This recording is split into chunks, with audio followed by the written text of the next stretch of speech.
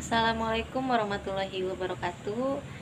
Saya Leni Nur Otaviani dengan NIM 2011300095 dari kelas SC semester 3. Baik, di sini saya akan mempresentasikan tentang syarat-syarat pernikahan.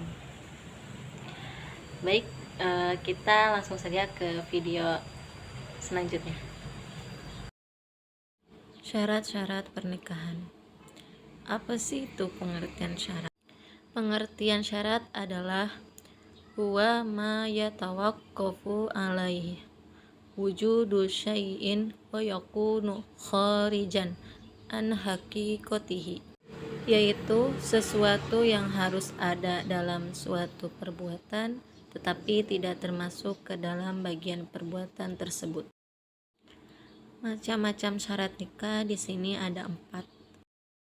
Yang pertama yaitu syurutul in'iqad, yaitu syarat yang harus dipenuhi dalam suatu akad. Apabila tidak dipenuhi salah satunya dapat mengakibatkan akadnya batal. Dalam syurutul in'iqad ada syarat bagi 2 orang yang berakad, syarat bagi perempuan, dan syarat sihhat akad. Di dalam syarat bagi 2 orang yang berakad, yang pertama mampu melaksanakan akad atau tamyiz. Yang kedua mendengarkan ucapan masing-masing. Jadi mampu melaksanakan akad atau tamyiz, 2 orang tersebut harus mampu melaksanakannya sampai akadnya itu selesai, dan mendengarkan ucapan masing-masing. Di saat akad dimulai atau sedang berjalan, 2 orang tersebut harus mendengarkan ucapannya masing-masing. Dalam syarat bagi perempuan, yang pertama keperempuanannya bersifat hakiki atau bukan khunsa musyakil. Jadi maksudnya itu keperempuanannya memang benar-benar diketahui, yang bersifat hakiki. Yang kedua, bukan perempuan yang diharamkan atau baik selamanya maupun sementara.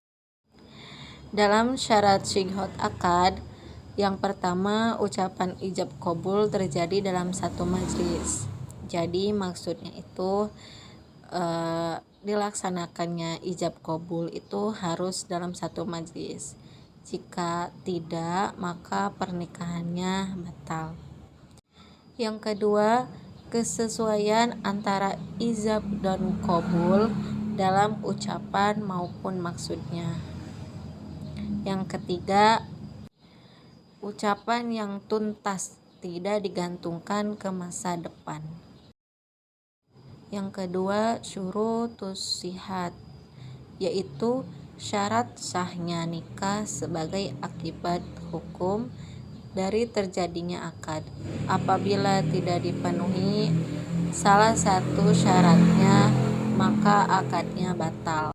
Yang pertama, perempuan yang dinikahi bukan perempuan yang haram dinikahi dengan keharaman yang berjangka waktu atau sementara atau muakkad.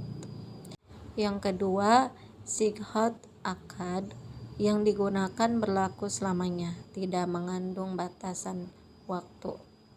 Yang ketiga, adanya saksi. Yang keempat, adanya kerelaan dan keleluasaan memilih dari keduanya, suami istri.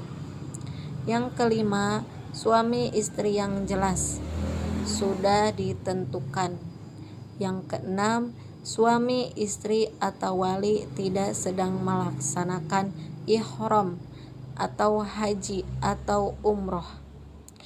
Yang ketujuh, adanya mahar. Yang kedelapan, suami istri tidak sedang mengalami sakit yang parah atau kritis. Yang ketiga, syurutun nafadz, yaitu syarat lain yang perlu dilengkapi setelah syarat akad dan syarat sah dan mempengaruhi jalannya suatu akad. Apabila tidak dipenuhi salah satunya, menurut Hanafiyah dan Malikiyah, maka nikahnya ditunda.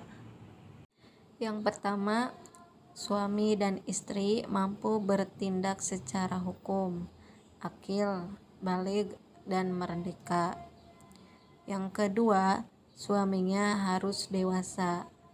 Jadi di saat memilih untuk menjadikan suami, suaminya itu harus dewasa. Yang ketiga, wali akrob tidak boleh didahului oleh wali abad selama wali akrob masih ada. Jadi di saat wali akrab itu tidak boleh didahului oleh wali abad selama wali akrabnya itu masih ada. Yang keempat, apabila menggunakan wakil, maka wakil tidak boleh bertentangan dengan wali yang diwakilinya. Yang keempat, syurutul luzum, yaitu syarat yang diperlukan untuk membantu kelanggengan dan kekekalan suatu akad nikah sebagaimana kelaziman yang berlaku. Yang pertama, wali yang menikahkan tidak hilang kecakapan hukumnya, seperti karena gila atau kurang waras pikirannya.